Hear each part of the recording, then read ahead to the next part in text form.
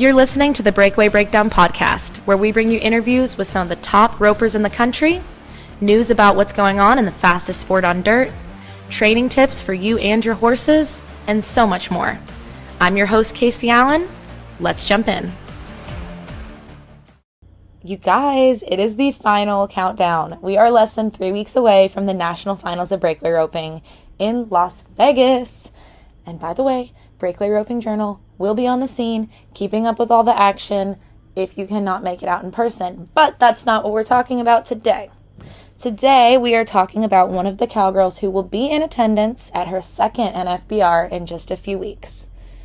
On top of it, at the time I spoke to her, she had just come off of clinching another Prairie Circuit championship for the year end. She's also a college national finals rodeo champion, and she was a reserve champion at the American a few years ago. I'm talking about Taylor Munsell.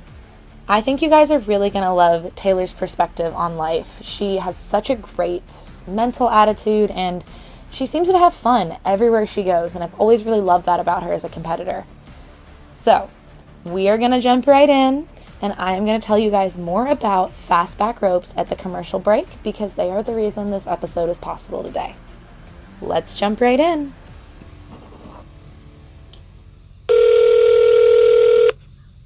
Hello. Good morning. Good morning. How are you doing today? Oh, we're surviving. Yeah. Cold.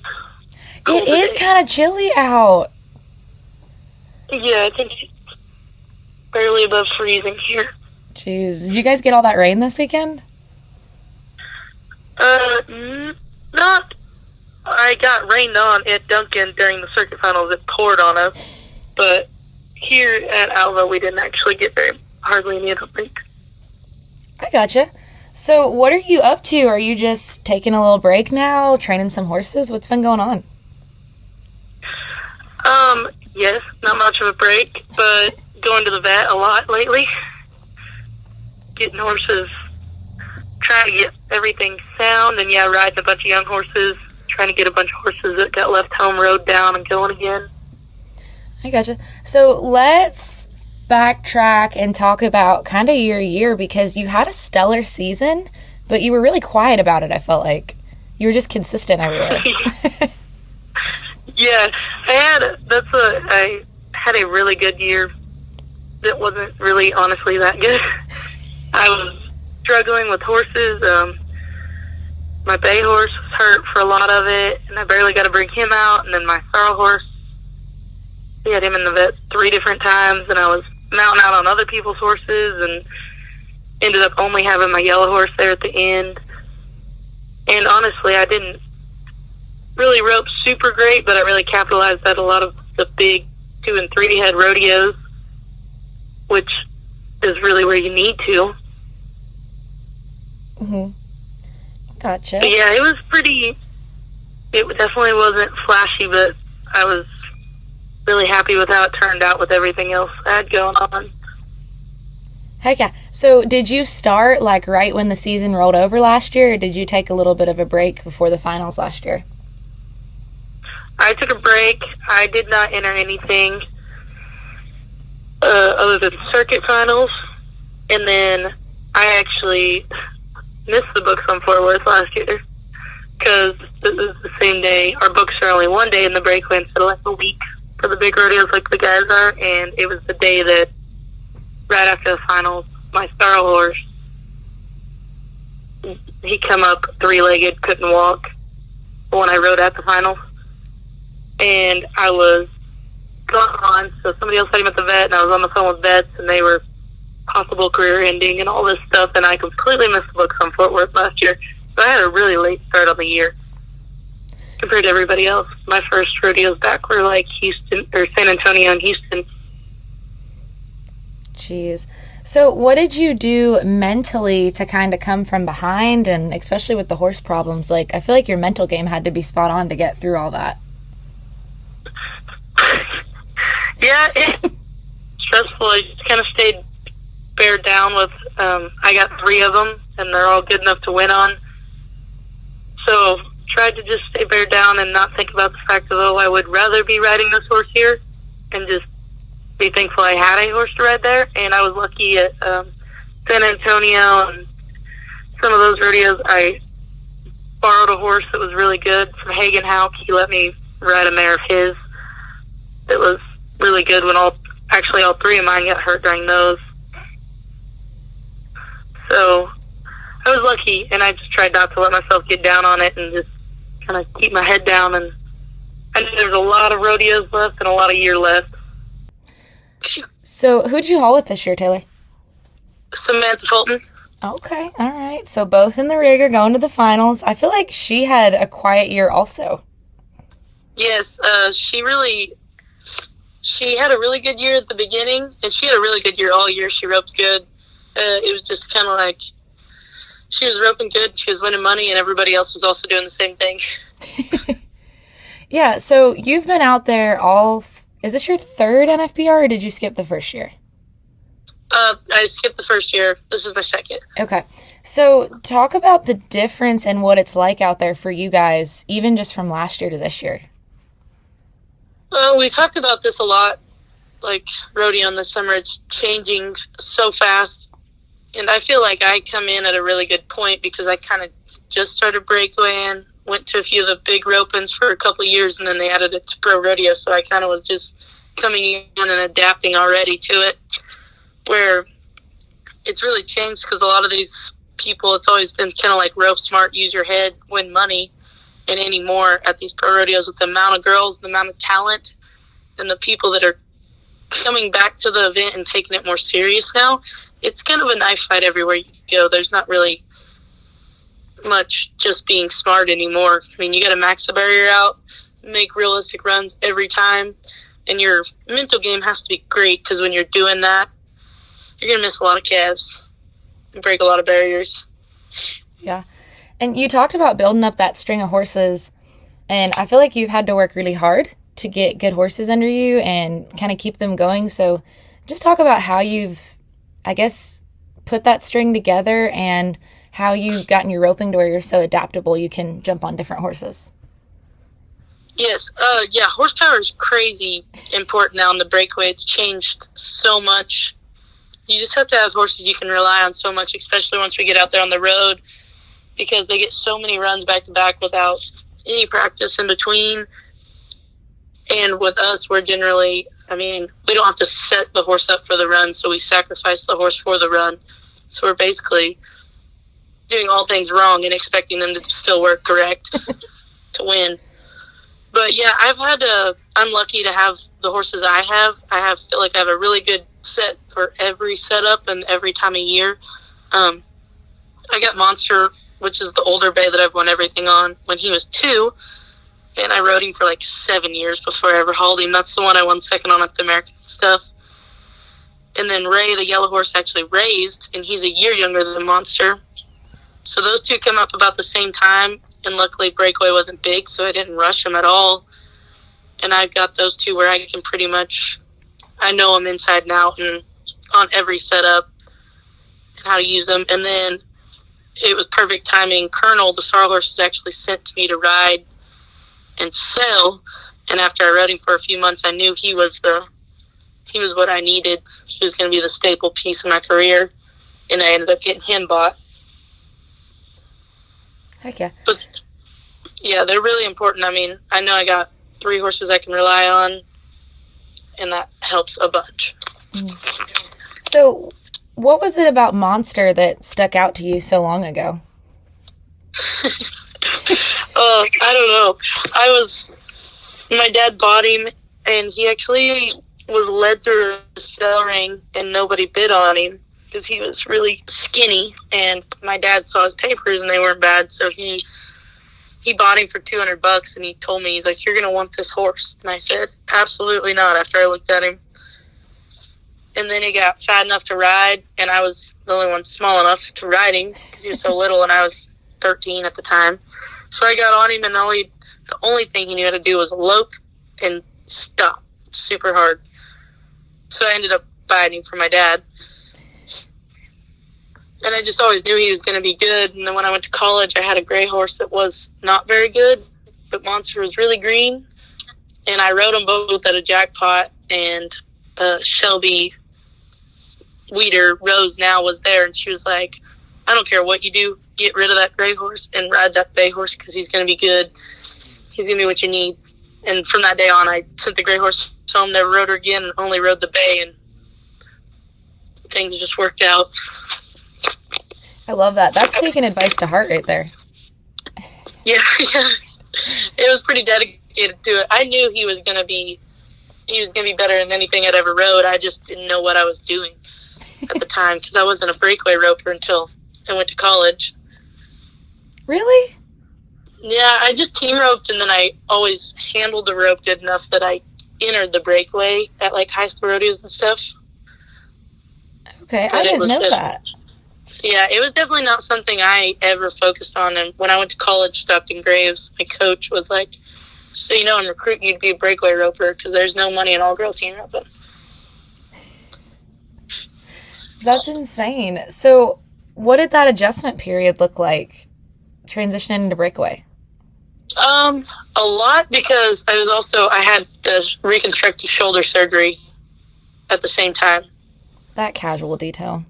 Yeah, so like a week before I graduated high school, I had thoracic outlet, and they went in, they took out like my top rib, took out a bunch of pec muscle that was torn up, did rotator cuff surgery and all that, and it's like a full year recovery, like 6 months before you use it, and like a year to fully recover, and then a lot of time, like you have to take a lot of care of it. And that was from heading. So they also were like, don't head. Stick with the, like, when I started to come back, they're like, you can break away because that swing's a little different and not so hard on you. So they let me break away before they let me head. Okay. There was a lot. I was relearning how to swing a rope and training a horse and learning to break away and everything all at the same time. Gosh. Are you right-handed also? Like, were you trying to start class and take notes? Yeah. Yeah, it was a lot. It worked out. I mean, it was definitely for the best because it was kind of a career-ending thing to not, if I had it and didn't fix it. So, I mean, it definitely worked out for the best. But there was a lot of back and forth because it was like, you got to take care of your shoulder. But also, I was trying to figure stuff out, so all I wanted to do was run calves. So, every time I ran too many calves, I would hurt super bad, couldn't use my arm.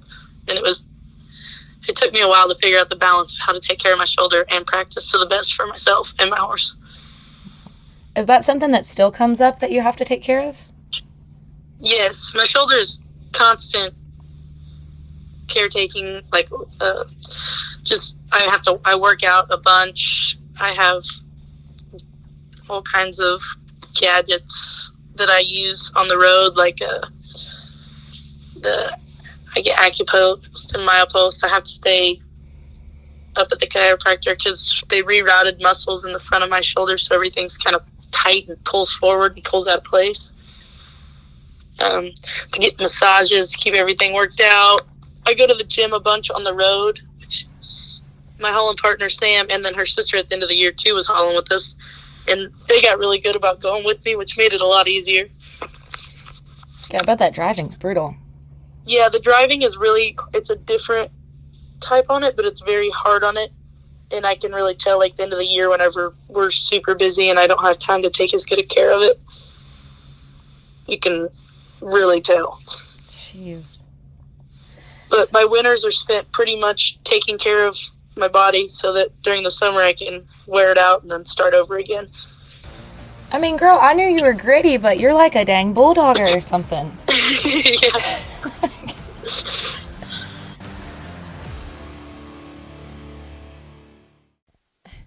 Hey guys, this episode is brought to you by Fastback Ropes.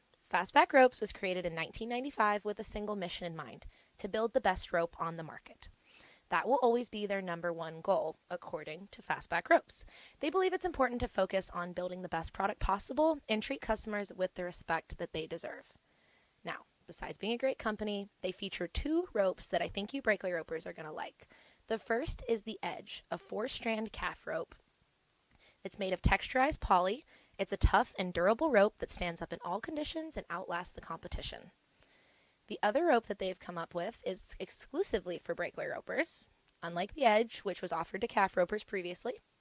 It's called the Athena. And besides being pink and having a purple dyed core, which is awesome, the poly core provides enhanced tip weight and durability.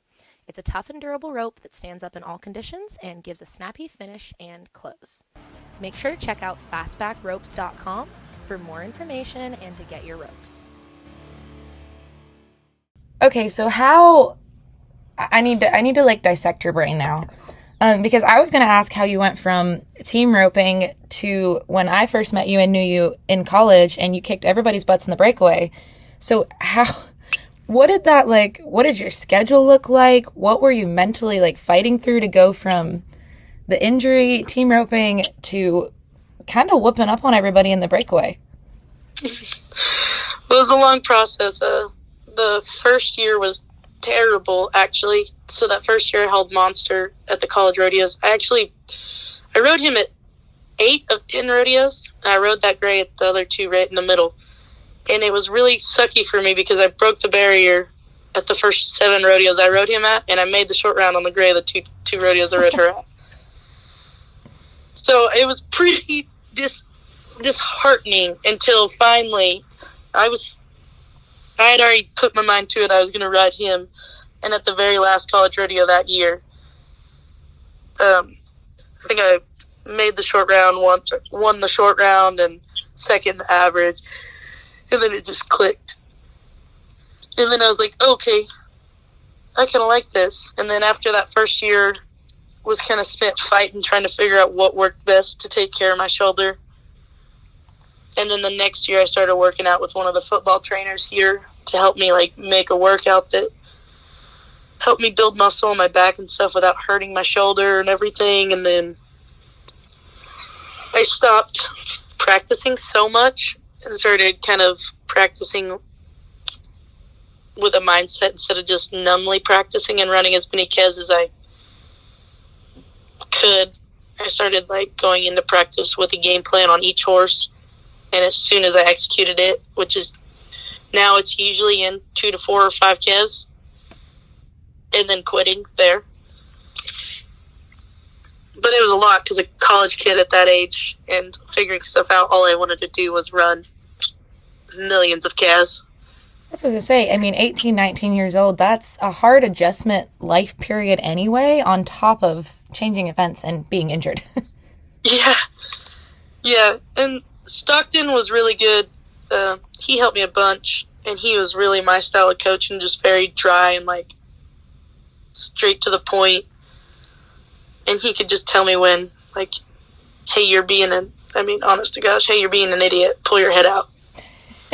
And like that stuff really would, like, he never really helped me a whole bunch with the like actual roping part of it, but he could. And there was a couple times, and you knew when he talked to you that it was good advice and serious.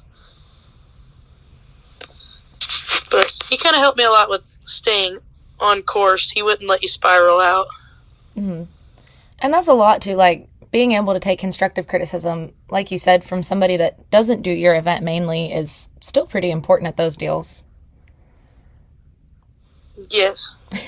Yeah, that's for sure. I mean, you can't knock him. He's one of the best in the world, so I knew he had more insight on how this works than I did. Oh. And I still see it a lot. I've just figured out what works for me, and I know it wouldn't necessarily work for everybody, but I feel like all of us out here rodeo, we get in a slump and we pretty much do the opposite of what we need. We get to running a million calves and tuning horses and everything else. And a lot of the time it's just kind of you just need to step back and look at the big picture. We're lucky to be doing what we're doing. Heck yeah. So, going together this summer, what was the burden like financially for you guys this year? I mean, I know there was a lot more money on the table and you won a lot more, but were you putting more out in expenses this year compared to last year? Yes, a lot more. Fuel was significantly higher. Hay was significantly higher. I mean, basically the price of everything went up quite a bit. we did, luckily, one good this year, and things didn't really get tight until at the end when we were going to rodeos and just sitting for a week. But luckily, we're pretty good. Anna, Sam's little sister, hauled with us the last 6 weeks of the summer, so we were splitting field 3 ways, which helped a bunch. Mm-hmm. And we are pretty good. We like to cook out a lot, and we eat a lot of sandwiches. So we don't go out to eat a lot. Switch to peanut butter and jelly the last 2 months of the season. Yeah, pretty much. That's what... We don't really stop and spend money. We're pretty good. We got a grill, and we cook, and when we don't want to cook, we eat sandwiches. So, okay, we're going back, second NFBR this year. What did you learn from last year's NFBR? And what are you kind of focusing on with your roping or your mental game to get ready for this year's finals?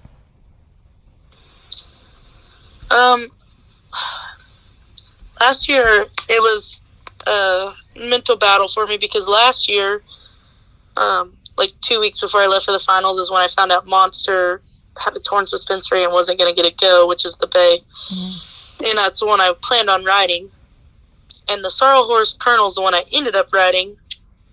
But he was still pretty green at the time. Kind of just got thrown to the wolves last year because I had sent Monster home. And he worked outstanding out there. But it was just a battle of, I was fretting about not having the horse I wanted to ride there. And like I said, luckily I have 3 that I can get by. But once I got out there and got to the finals and actually we started it, it kind of all went away from me because once I get to places like that, it's like, you made it. You did the hard part. Now just go have fun. Do your thing. You roped good enough. Your horses are good enough and you belong there. So it's almost less stressful for me whenever I get to that point. This year we're going in opposite because I wanted to ride Colonel and he's hurt this year, so I'm riding Monster. Kind of did a flip-flop there. Yeah, I know. Last year I wanted to ride Monster because I had so much confidence on 10 head, but then Colonel did so good on 10 head. Now going in this year, I'm like, yeah, I know Colonel does good on 10 head. I wish I had him. But like I said, we always find something to stress and worry about, so I try just not to focus on it too much because I know once I get there, it's all going to work out. Heck yeah. So, you happened to win that little Prairie Circuit last weekend, which is awesome. Congratulations. Thank you. So, I wanted to talk about how you balanced the circuit rodeos and making the finals. Or was it a balance? Were you just going? Yes, it was a balance. I actually had to fly home to get my rodeo count.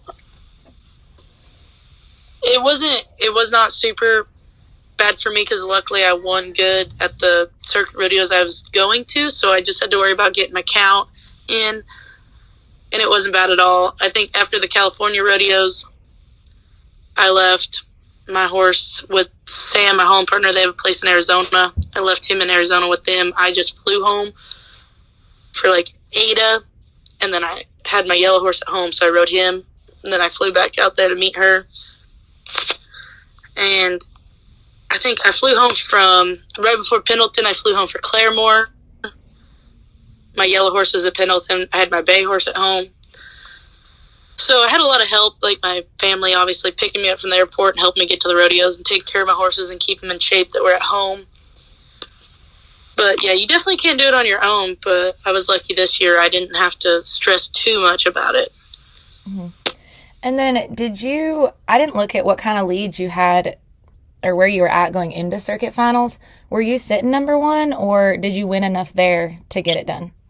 No, I won enough there. I went in second by 1,700, I believe. It's a little bit of a gap.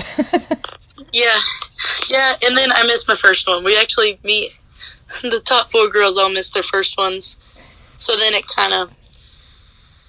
it was not what I was planning on doing, but then it kind of helped me with my mindset after that because then I could just black out and I know it's just go for the go-rounds because I knew I needed to win enough money to catch her, and I knew that it was Addie Well, and I knew she was also going to win some money. She ropes good, and that is also a good kind of mindset for her, is to go at the rounds rather than the average.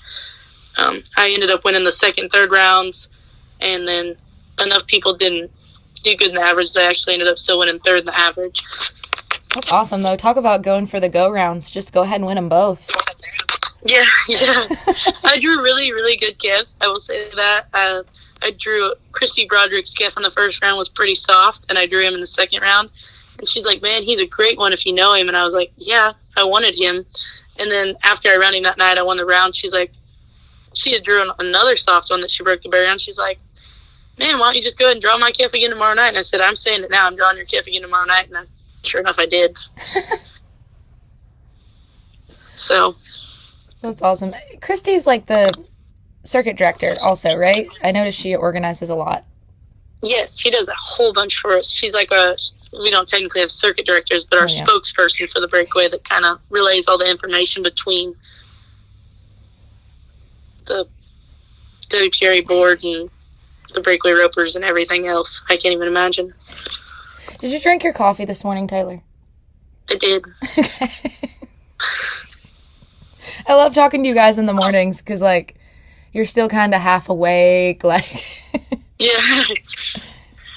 Yeah, I'm definitely not fully awake yet. That's okay. That's when you're the most honest. No. Yeah. Well, shoot. So, okay, look, getting ready for Vegas. Are you going to go to anything on the way out there? Try to hit anything else while you're there? Are you just going to go for the finals? Like, what's that trip going to look like for you guys? Yes, we're going to, I think the game plan is me and Sam are going to go pretty early and stay at their place in Arizona for a little while and let horses chill and kind of rest in some big pins, and we can still rope. And then go on, it's only like 4 hours or something on to Vegas from there. So then we'll go straight out there to the finals. And, yes, I've entered, I'll enter every other roping out there. There's a bunch of ropings that pay good, and they run the finals where we can go to all of them, so. Mm-hmm. Are you team roping out there, or are you just breakaway? Just breakaway roping. I team roped for the first time yesterday since January. It's fine. You muscle memory, right? Yeah. It actually went really well. Heck yeah. Makes me want to start doing it again more consistently. But. Do any of your breakaway horses head, or do you have a different one at home? No, I have a head horse at home. My yellow horse is actually a head horse, but since he's been getting hauled so much in the breakaway, I don't make him do that anymore. But I have a good head horse at home. Heck yeah. Well, anything else, Taylor? Is, like, there anything that you would want to tell the girls at home that might be fighting with injuries or might be fighting with wondering if they're good enough to make it out there? Like, what would you tell those girls?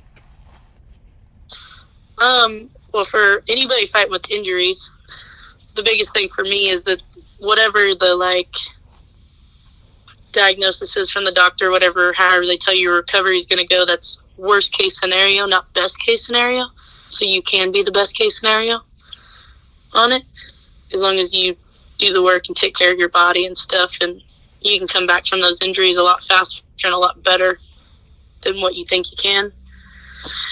And if you're struggling on the road, my advice would be to go back and work on your mentality of it. And then when you go to the practice pen, pick one thing you're going to work on that day and make sure you execute that one thing and then be done.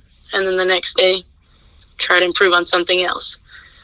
And don't try to fix everything at once, because that never does anything. It just overfloods your brain and makes for a bad practice. Heck yeah. And then the question I got to ask everybody that comes on, what is the best piece of advice, whether it's roping or life or whatever, best piece of advice you've ever been given? I think the best piece of advice, which was my one for the back number deal last year, and it's just, it is what it is. Let's enter another one. Because that's really my mentality. I mean, if you really love this sport and you love it even during the lows, you just love it a little less. But, I mean, I'm the queen of making myself look like a fool that's never entered before, and then turning around and doing good, or having a stellar weekend and then the next weekend looking like I've never swung a rope before. But it happens, and I just kind of embrace that because I know everybody goes through that.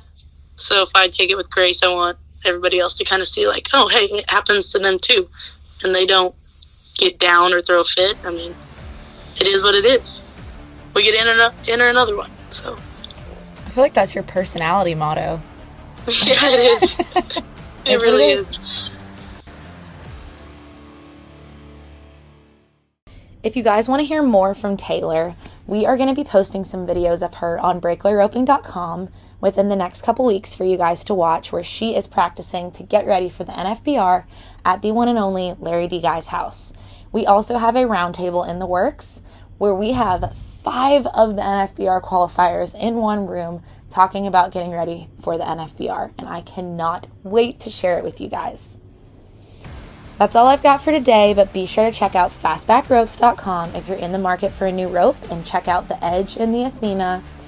And as always, be keeping up with the Breakaway Roping Journal online and on Facebook, Instagram, and TikTok so you guys can stay in the loop about all things Vegas and all things leading up to Vegas.